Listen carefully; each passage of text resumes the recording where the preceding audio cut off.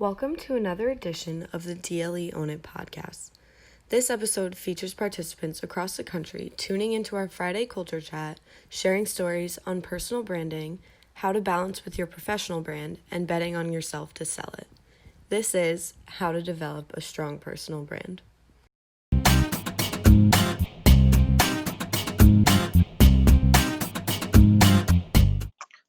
All right, so I'd like to say hello and welcome to the DLE Virtual Culture Chat on today, this slightly rainy October 2nd for those out in the Berkshires. For those that are new to the program, the DLE Culture Chat is a business-oriented open forum to discuss and understand problems facing us in the modern workplace. As always, we have people from differing backgrounds to provide unique perspectives. Culture Chat aims to address and discuss questions that impact all of us, regardless of our job, position, or experience level. To cover a few ground rules, please keep yourself muted if you're not talking, and please take advantage of the chat. Throughout the conversation, we check in with it, we seed questions from it, and we can have conversations within it. Today, we're talking about building your personal brand, whether it be through social media, a resume, or starting a business. For many, building a brand can seem mysterious and daunting. But with the help of our two main panelists, as well as others that will help us today, we hope to uncloud some of the things that could trouble you. Today, our main panelists are both Kirsten Scala and Aaliyah Mera. Kirsten Scala works as a specialty projects manager for the president of North America at Novozymes, the world's largest producer of industrial enzymes. In her role, she supports the business strategy by increasing market access for Novozymes biological solutions.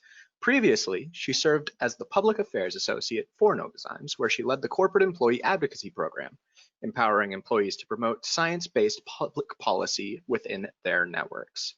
Before landing at her current role, she worked at Capitol Hill in both Senate and House congressional offices, and then for the National Biodiesel Board, the leading trade association for advanced biofuels. She's passionate about delivering sustainable biological solutions for consumers of agricultural, household cleaning, biofuels, and food projects through legislation and increased market access. Kirsten graduated from the University of Colorado Boulder with a bachelor's degree in international affairs and a certificate in global media. She currently resides in Washington, D.C. with her husband Roger and their 4-year-old French bulldog, who sometimes makes appearances, named Fiona. Aaliyah Mera is a professional tennis player, a storyteller, a screenwriter, a speaker, and to top it all off, a dedicated community contributor. She graduated from Syracuse University with a degree in communications and rhetorical studies. Aaliyah travels around the world playing professional tennis. While traveling and playing, she began her writing profession. Aaliyah experienced a setback in both of her professions due to injuries incurred in a car accident, but she has returned to both with her self-motivated, intense dedication. In addition to her professional activities, Aaliyah spends a large amount of time giving back to her community in Durham, North Carolina. I'd also like to mention that both Crystal and Marcus will be helping me co-moderate today, helping seed questions from the chat and helping encourage conversation within it. And with that, I'd like to welcome Kirsten to please begin our conversation. Thank you, Cooper. Quite the introduction. Appreciate that. And thank you all for joining us today for this hopefully fruitful conversation around professional branding. I think it's a really important topic. It's always something that should be discussed and top of mind as you go through your career. And I think we have a lot of great different perspectives on the line, from business owners to graduate students, folks in nonprofit and corporate cultures. As Cooper mentioned, I come from the corporate world, but I have worked in nonprofits and for government. And so I have various perspectives there. Within my current company, I help run our ambassador network, which is our employee advocacy program. And it really empowers employees to share content on their social networks, whether it's LinkedIn, Twitter, or Facebook, to help educate their peers and colleagues about science, essentially, and biology. And we've made a very concerted effort to use third-party information, whether it's articles or industry groups, to help bolster our arguments. And so it's not an extension of a corporate marketing campaign. And we've also had to navigate a lot of interesting questions with our employees around corporate content, corporate visibility into folks' social accounts, and allowing autonomy and allowing our employees to really have an authentic voice online as they share this content. So I think one of the first questions we wanted to pose to the group along that line is, if you work for a company, a nonprofit, or the government, or you have your own business, have you created a sort of best practices or some guidelines and rules around employees or yourself creating messages on your social media networks around branding? And we're following everything in the chat as well. So if you have any questions, feel free to type it or unmute your line. But I find that as far as our company, we do have guidelines and restrictions around the content that we ourselves create as a brand. But we do make a concerted effort to allow our employees, again, to have a lot of autonomy over their own social media networks. I think part of the struggle for a lot of people, myself included, is the separation of what's me and what's my brand. In the fact that I don't necessarily want everything to be my brand, but in a lot of cases, you can't really help it. That the image I present online, if you Google my name and stuff shows up, even though it might be stuff I'm doing in my personal time, it's how potential employers, or if you're going to grad school or college or really any part of your life, if someone Googles you and finds something that they don't like, even if you didn't go into that going, hey, this is going to affect me this way, it's going to. And that every part of your day can be part of your personal brand, which feels a bit overwhelming. I was just gonna say, I wanna know, Cheryl just made a really interesting point in the chat, and I was hoping to have her share that with the whole group, saying that you're branded internally within the company incorrectly. And I'd love to know what that means. Yeah, I've been doing a lot of self-reflecting, I think, over the past, during COVID. I just finished reading the book Start With Why, and essentially I've found that what I like, my reasoning and my beliefs behind why I am in the industry does not necessarily align with what the company does. So when it comes to how they speak about what I do to clients, it kind of does me a disservice, because they are focusing on just one aspect of what I personally believe around. I work in sustainability, sustainable built environment. So I feel like it's very siloed at the moment, but I do want to branch out into understanding how we can make that connection to the real estate industry around sustainability. So internally, I just feel like I'm being branded incorrectly, which is frustrating. But from like an external standpoint, where I do have a little bit more, I guess, say in what I want to do, whether it's speaking at conferences or moderating panels, it is more in alignment with what I believe and what I truly think sustainability should be like. And Cheryl, I think you bring up a really interesting point in the fact that so much of your personal identity and your personal brand is tied to your work and tied to what you do. And unless you're running your own business and can dictate a lot of that, for a lot of your personal branding, it's slightly out of your hands, or what that feels like. That people have a perception of the person I am when I say I work for General Dynamics. They say, oh, you're an engineer, you work for a defense contractor. Okay, now I have certain feelings about what you do for work and who you are and who I perceive you to be. And is there a separation in that in personal branding of where we can change the scope of what we do for work and what we do at home and have those be separate entities, or do they have to be connected? And that's something I struggle with a lot. Hey everybody. I just wanted to chime in a little bit. My name is Ephraim. I own a consulting firm out in California. I think when it comes to personal branding, For me, I own a company, and then for someone that's employed within a company, I think it's more about sharing your experience within that company. I think people like look at personal branding and they say, hey, we can look at all of these sectors and say this is a part of branding and this is a part of branding. Where do I fit in? But it's people that can relate to where you are. And I think it's all about the experience, meaning, if I say Nike, my goal is to go to Nike because I know the experience. I know that it's going to be a high-end fashion brand. Or if I, like my past company I worked for years ago, which is Redgate Software, which is in tech. I was identified as being a tech sales business development rep, but when I went home, I still shared my experience within that, which ultimately created a brand around myself. Like, hey, he knows more about this, or she knows more about that. I think we kind of think too. We think too much in depth about what is personal branding when we can actually be the brand as of who we are. It's just sharing our experiences with the world because there's more people that can relate to you than you think.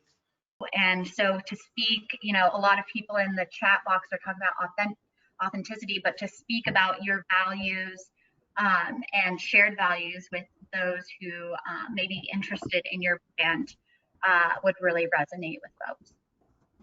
And Kirsten, as someone who's coming from a corporate background, could I ask how you did that when you were starting off? How you differentiated between having a brand connected to your company and having your own personal brand? Sure. Well, I think that my brand has really developed over time since I've had multiple different jobs that had different focuses, whether it was biofuels, policy, to now so many different industries with enzymes. It's really focused on biology, that it makes my story unique because nobody else has had this path and this experience. And I'm also honestly kind of a misfit because in the government relations world, we're not scientists. I'm not an expert in biofuels. I actually didn't own a car living in the city for the whole time I worked there. So I never used the product that I was promoting and which was used from materials in agriculture. I grew up in Southern California, never in agriculture or farm. So in a lot of ways, I did come to the industries with unique perspectives, but also willingness to learn. So I think that just through my natural progression in my career and identifying those unique skills and experiences, and then really honing in on that, I do feel like I'm able to differentiate myself from my corporation. I think Hannah just had an absolutely fantastic question that I would love anyone to respond to, but she asked, how do we avoid putting people in boxes where we have our initial interpretation of them and we see their personal brand as one-dimensional rather than multifaceted? I think as humans, we're all multi-dimensional. A lot of times we even tend to do that to ourselves, especially like when I always loved writing, but I was always an athlete first. I remember when I spent time writing, I felt like I was cheating on my athlete side. I know that's really weird, but you can do both. You can do both. And when you show both, I think people will be like, oh wow, they do this, oh wow, that's pretty good. You don't have to necessarily go out and be like, I do this, I do this, I do this. It's more of just being who you are and figuring out who you are and how you want to be, make a positive impact wherever your field is. But yeah, it takes some time, I guess, getting to know, like, okay, is it just one dimension, or really accepting that you have a lot more to offer than just one thing.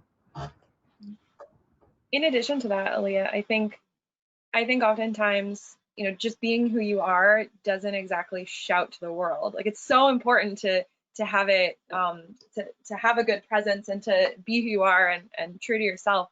But at the same time, you also need to get it out there so other people understand it. So actually, I was relating that back. One of the questions we got ahead of time from the participants is, how do you present your accomplishments without sounding cocky? How do you get all of that out to the world without feeling like you're bragging about yourself? I mean, I think that's something that everyone really struggles with. You have the balance of being really proud of what you've done, but also walking into an interview and they're saying, tell us about an accomplishment. You go, oh, well, I work hard and I like to work hard and I want to work hard. And you get tripped up by being able to quantify what you've done well. And I think a lot of that is just people don't really talk about it, and they don't talk about it openly because they feel weird about it. Yeah, absolutely. It's really strange for me to talk about myself. However, when someone does ask about it, you do want to bet on yourself, meaning you want to show, I think it's important to show your confidence in what it is that you're good at and what it is that you can bring to the table. Most people will really be like, wow, I trust that this person is going to bring it because they are confident enough to at least voice what they're good at or voice what they do. But you don't have to go around and be like, I just do it, do it, do it. But if they ask, then yes, bet on yourself and be confident when they do ask you. Yeah, Leah, I agree with what you're saying. I think it's all about like value. Sometimes, you can say, hey, I have all of these things I can do and I can do better than whomever, or you assume, right? But if we're all meeting here today, it's just about what value I can bring and how I can display that value to everyone around me. Because if I can help someone, that's a win for me. And if someone can help me with their information or their value, great. I'll take that every single time. So when I think about it, because I have to explain myself a lot, like I get asked those questions all the time, but the way I explain it is like I bring it down and I make it minute to a person to where it's just about the value. It's just about what I can add. It's just about what we're doing and how I can help someone else and how my team can help someone else, how we can position them to grow or scale or wherever they're looking to go. It's not necessarily too much about explaining my accolades.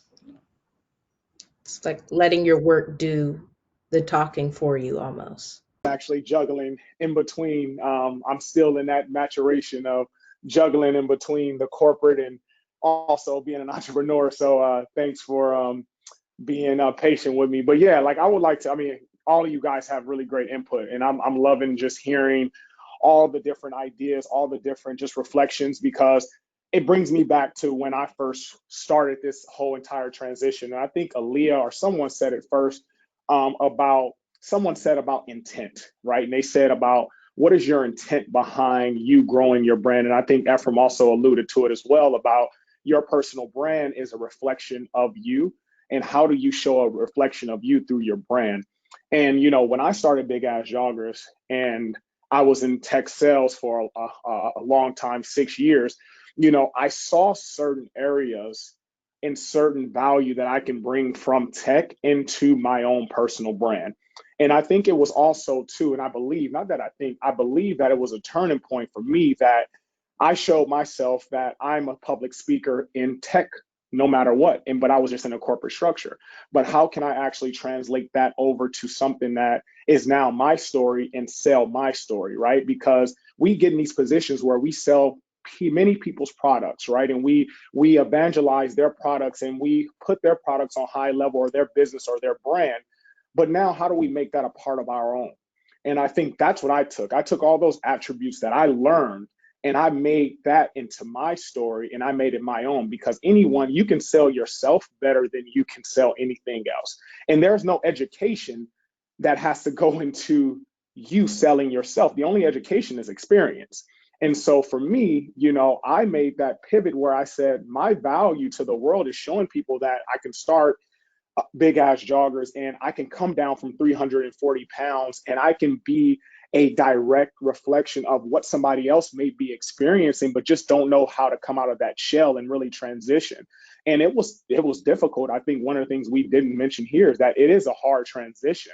But I think once you truly believe, and Aaliyah said it, if you bet on yourself and understand that you have what it takes to sell and your mission outside of everything, then that's when you truly hit that next point in that next tier in your career, and you can really try to drive forward into creating your own and your brand and making it your own. Thanks for listening. If you missed the last Culture Chat, be sure to look out for our October events and visit us at dle.dulye.com to learn about all of our great virtual programming and development opportunities.